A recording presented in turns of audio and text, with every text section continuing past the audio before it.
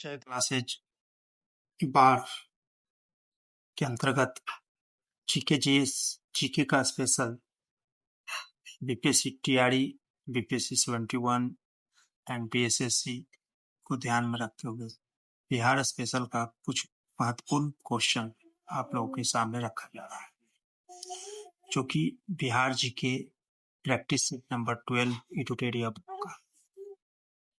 इसमें सबसे पहला क्वेश्चन कह रहा है कि निम्न में से किस जैन तीर्थकर का जन्म मिथिला क्षेत्र में हुआ था।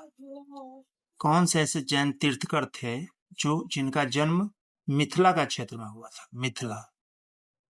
पहला मल्लीनाथ, दूसरा नेमिनाथ, तीसरा अजीतनाथ या उपयुक्त में से एक से अधिक।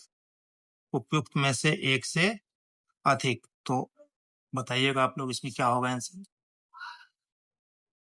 मल्लीनाथ, नेमिनाथ और अजीतनाथ, ये तीनों जो थे वो बिहार के ही थे, जिनका जन्म बिहार में ही हुआ था। ये तीनों मिथिला क्षेत्र के थे, जो कि जैन तीर्थकर बने, यानी कि ऑप्शन नंबर डी, उपयुक्त में से एक से अधिक। दूसरा नंबर क्वेश्चन है आपका क्या। मगध के परवर्ती गुप्त वंश का अंतिम शासक था। मगध के परवर्ती गुप्त वंश का अंतिम शासक कौन था। जीवित गुप्त, माधव गुप्त, कृष्ण गुप्त या उपयुक्त में से एक कोई नहीं। चौथा ऑप्शन में क्या है कि मगध के परवर्ती गुप्त वंश। तो मगध के परवर्ती गुप्त वंश का अंतिम शासक जो थे वो थे जीवित गुप्त। कौन थे। जीवित गुप्त, यानी कि ऑप्शन नंबर एक। अब आप लोग का तीसरा नंबर क्वेश्चन है कि गुप्त काल की समाप्ति के पश्चात किस वंश का शासन स्थापित हुआ। गुप्त काल जो समाप्त हो गया तो उसके बाद कौन से वंश का शासन।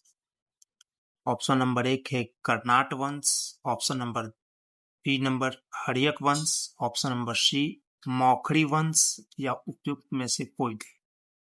तो ध्यान होगा आप लोग गुप्त वंश पढ़े होंगे। तो गुप्त काल की जो समाप्ति हुआ था उसके बाद जो है वो मौखरी वंश का शासन स्थापित हुआ था। कौन से वंश का शासन स्थापित हुआ था।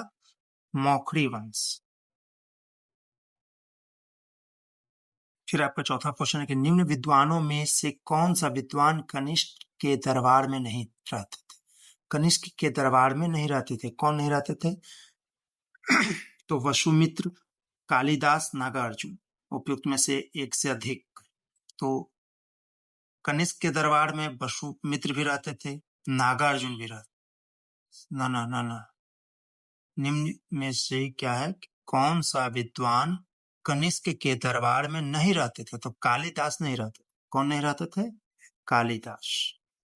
फिर अशोक ने अपने शासन काल के कितने वर्षों के बाद बुद्ध की ज्ञान स्थली बोध गया की यात्रा की थी। अशोक ने अपने जो शासन काल हुआ था उसके कितने वर्षों के बाद बुद्ध की ज्ञान स्थली, बुद्ध की ज्ञान स्थली कहाँ, बोध गया, बोध गया की यात्रा की थी। कितने वर्षों के बाद की थी। 8, 9, 10। तो कितने वर्ष, 10 वर्ष के बाद, यानी कि ऑप्शन नंबर सी।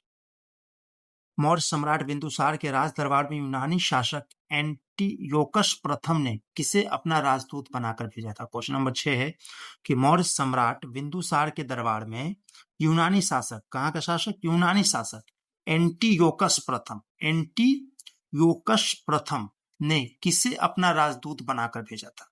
मेगास्थनीज को, या डायनोशियस को, या डायमेकस को, या उपयुक्त में से एक से अधिक। तो इसका सही जवाब है डायनोशियस। क्या होगा, डायनोशियस को भेजा था राजदूत बनाकर। कौन भेजा था, यूनानी शासक एंटियोकस प्रथम ने।